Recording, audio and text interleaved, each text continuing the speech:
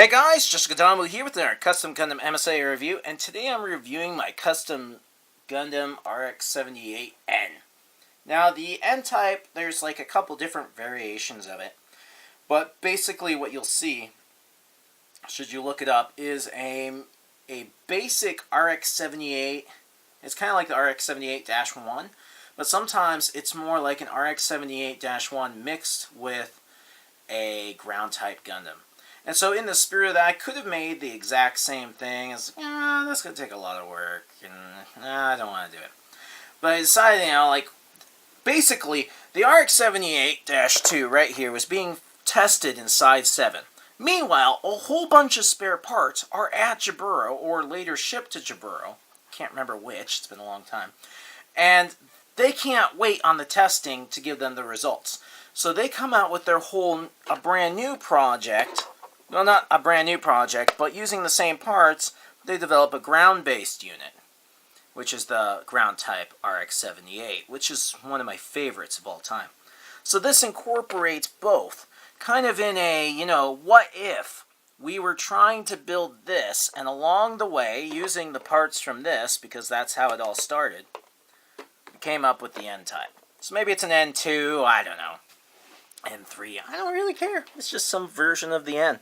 So I used the ground-type Gundam arms, legs, and lower torso and head. I didn't have any antennas left, and then I was looking through my spare parts, found a red antenna from the Royal Gundam, from G Gundam. I was like, red, red, red, yeah. I think the red antenna kind of makes him stand out, makes him look special. I like it.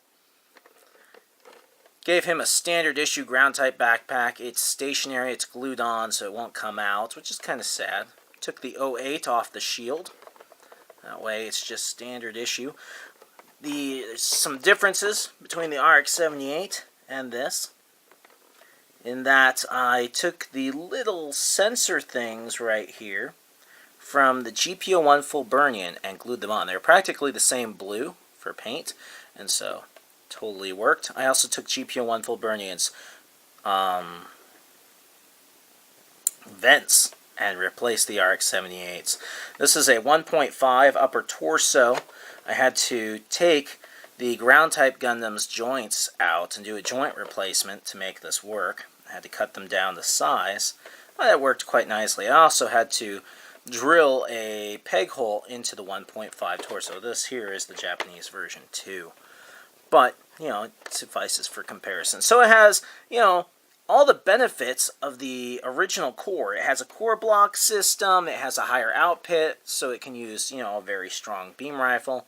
This is a version 1 beam rifle without its aiming reticle, which makes it more, basic.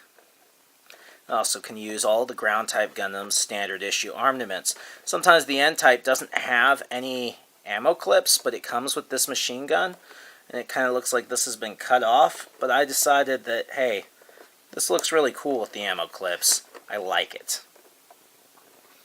And so yeah, pretty standard issue, or not standard issue, but it wasn't hard to build. You could build one if you had spare ground type Gundam parts and a 1.5 RX-78 lying around, using the tips and tricks that I teach in my How to Build Custom Gundam MSA video series.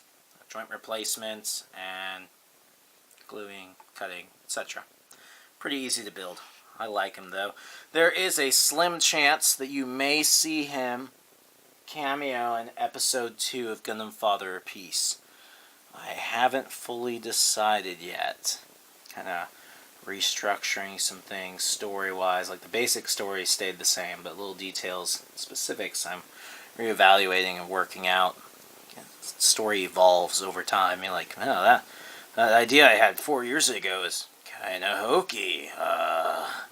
Should change that. Benefits of stop motion taking so long. Well, I hope you enjoyed the review.